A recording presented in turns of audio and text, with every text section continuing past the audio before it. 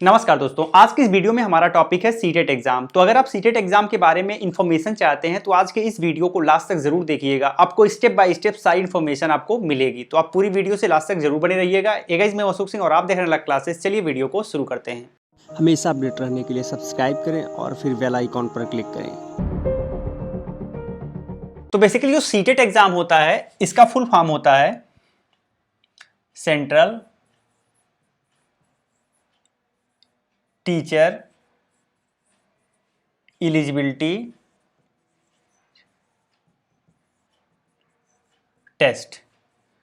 CTET का full form होता है central teacher eligibility test. Hindi में इसे राष्ट्रीय शिक्षक पात्रता परीक्षा के नाम से भी जाना जाता है। बेसिकली यह एक ईयर में 2 बार होता है, 6 मंथ एंड 6 मंथ। एक ईयर में 2 बार होता है।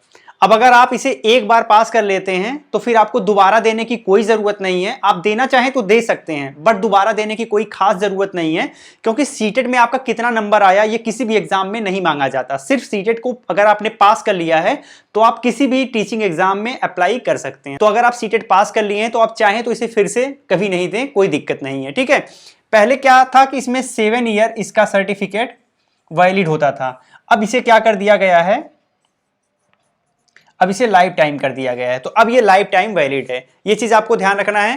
जो सीटेट का एग्जाम है ये सीबीएसई के द्वारा कंडक्ट करवाया जाता है। सीबीएसई के द्वारा कंडक्ट करवाया जाता है। ये इतनी बेसिक चीजें जो हैं वो आपको ध्यान रखनी है। अब हम जानेंगे कि सीटेट और टेट दोनों में क्या अंतर है। बेसिकली दोनों में कोई खास अंतर नहीं है। आप यहां से देखेंगे तो ये भी टेट है और ये भी टेट है। तो टेट का मतलब ही होता है कि टीचर एलिजिबिलिटी टेस्ट, लेकिन अगर सी लगा हुआ है इसका यह मतलब हो गया कि सेंट्रल। तो ये राष्ट्रीय शिक्षक पात्रता परीक्षा है और यहां पर जो टेट है यहां पर अक्सर आपको यस देखने को मिलेगा, या फिर जिस स्टेट में हो रहा है उस स्टेट के नाम से ये जाना जाता है। जैसे यूपी में अगर हो रहा है तो यूपी टेट के नाम से जाना जाता है। तो जैसे यूपी में हो रहा है यूपी टेट है, तो यूपी टेट और सी टेट दोनों का उपयोग सेम है। कुछ मामलों में सीटेट थोड़ा सा बेहतर हो सकता है, जैसे कि अगर आपने सीटेट पास कर लिया है तो आप किसी भी स्टेट में अप्लाई कर सकते हैं, किसी भी स्टेट के टीचिंग वैकेंसी में अप्लाई करने के योग्य माने जाते हैं। लेकिन अगर आपने यूपी टेट पास कर लिया है तो यूपी टेट पास करने के बाद सिर्फ आप यूपी में अप्लाई कर सकते हैं। ये इसका एक नेगेटिव पॉइंट है। किसी और स्टेट में अप्लाई करना चाहते हैं तो आप नहीं कर पाएंगे। लेकिन सीटेट अगर आपने पास कर लिया है तो आप किसी भी स्टेट में अप्लाई करने के योग्य माने जाते हैं। मैक्सिमम स्टेट सीटेट को एक्सेप्ट करते हैं। अब जानते हैं कि सीटेट एग्जाम आपको क्यों देना चाहिए, सीटेट आपको क्यों करना चाहिए। तो इसका सबसे बड़ा जो कारण है वो है आपको टीचर बनना है। अगर आपको टीचर बनना है तो सीटेट एग्जाम या फिर टेट एग्जाम आपको देना पड़ेगा, आपको पास होना पड़ेगा। और खास करके उन लोगों के लिए जो प्राइमरी और अपर प्राइमरी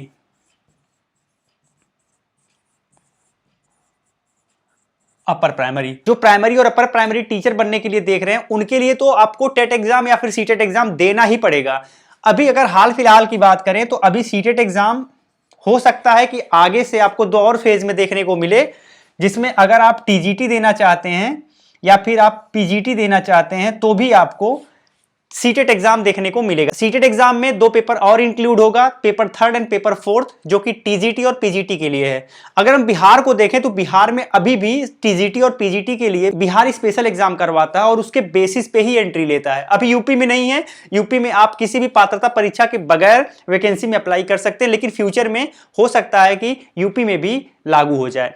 ठीक है, तो आपने एक बेसिक चीज समझा कि सीटेट एग्जाम किसके लिए जरूरी है, किसे देना चाहिए। अब जानेंगे कि एप्लीकेशन फीस की। तो यहां पर सीटेट जो है उसमें 2 पेपर होता है। सीटेट एग्जाम में 2 पेपर होता है।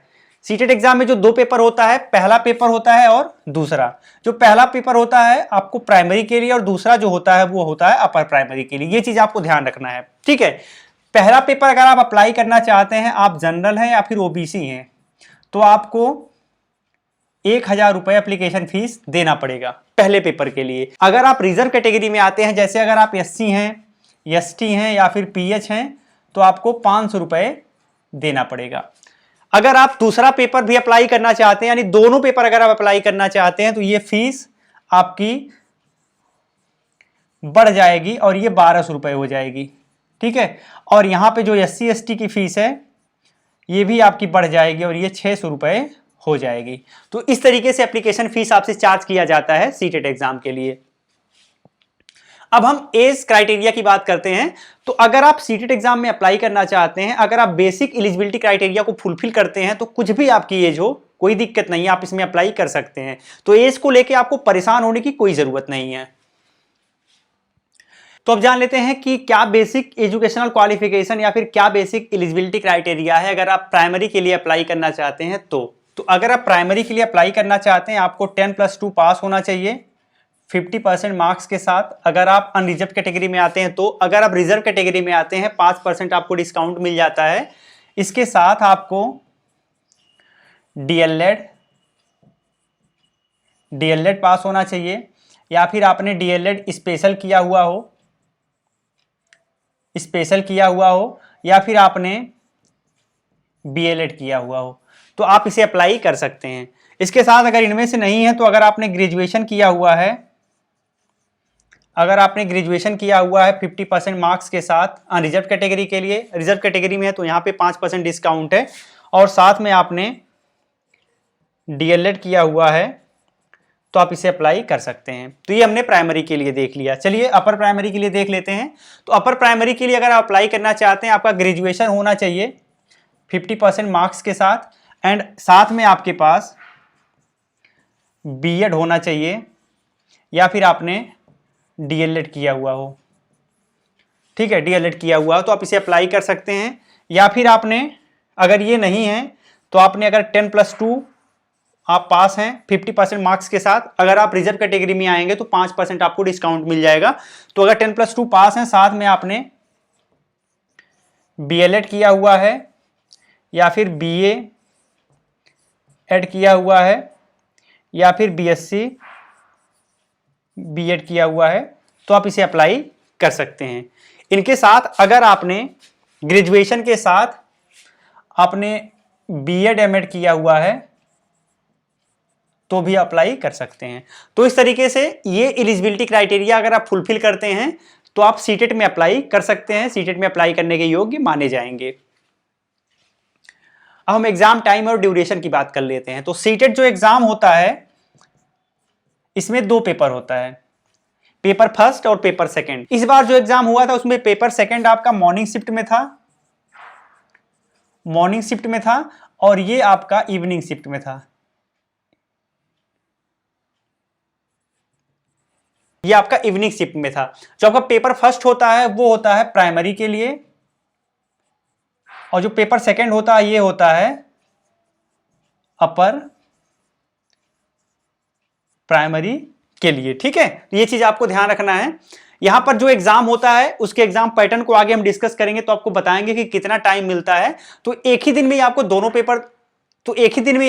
पेपर होता है। अच्छी बात यह है कि इन दोनों पेपर के बीच में आपको थोड़ा सा गैप मिलता है कुछ घंटों का, तो कुछ घंटे आप रेस्ट करके उसके बाद आपको दूसरा पेपर देने को मिलता है।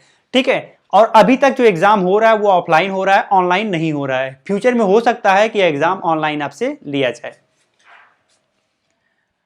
अब हम एग्जाम पैटर्न की बात करते हैं।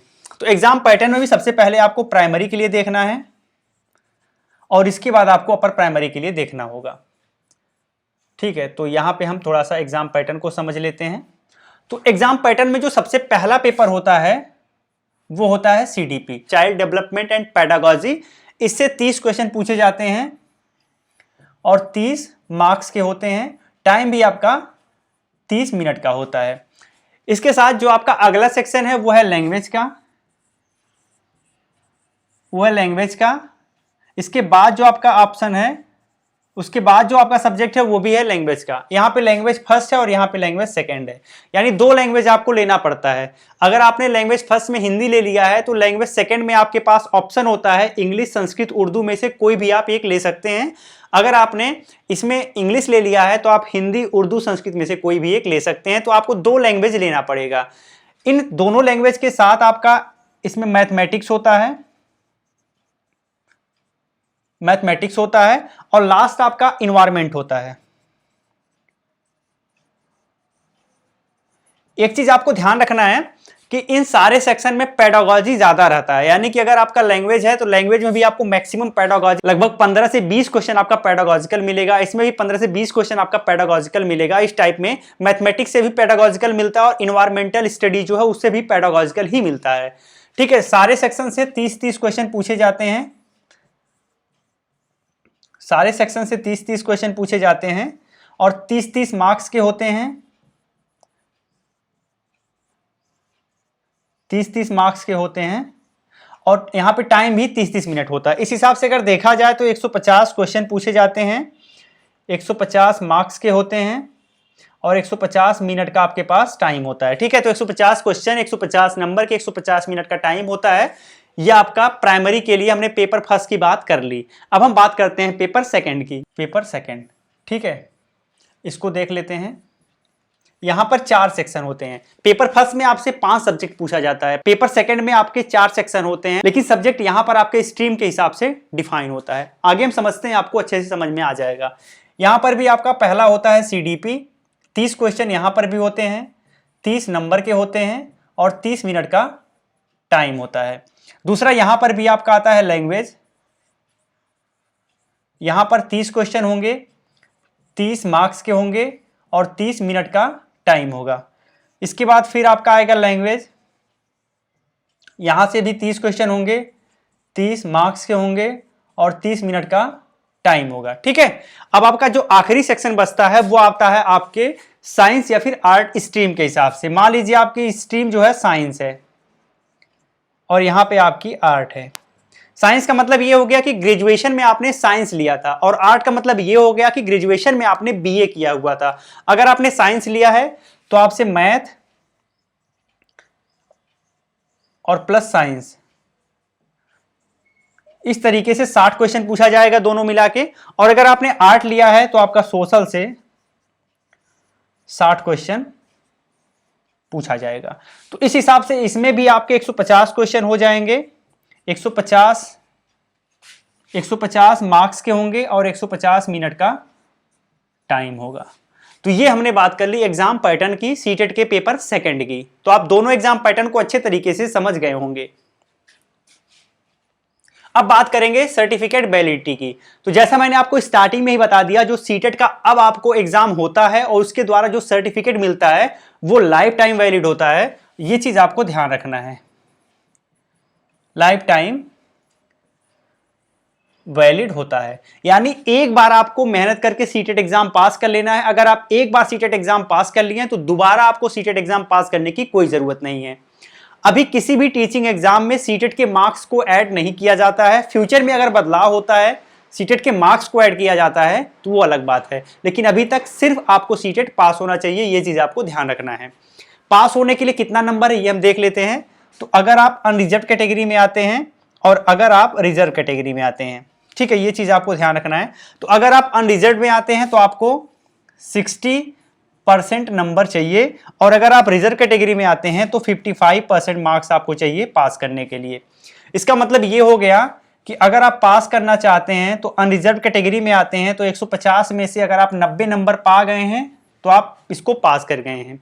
अगर आप रिजर्व कैटेगरी में आते हैं तो अगर 82.5 नंबर आप पा गए 150 में तो आप इसे क्वालिफाई कर गए हैं। ठीक है, तो ये आपका एक क्वालिफाई करने का मानक है। अब इसके बाद हाउ टू फाइंड सर्टिफिकेट। जब आप एग्जाम पास कर लेते हैं तो आपको अपना सर्टिफिकेट कैसे मिलता है, कैसे आप फाइंड कर पाते हैं, तो इसका भी तरीका होता है।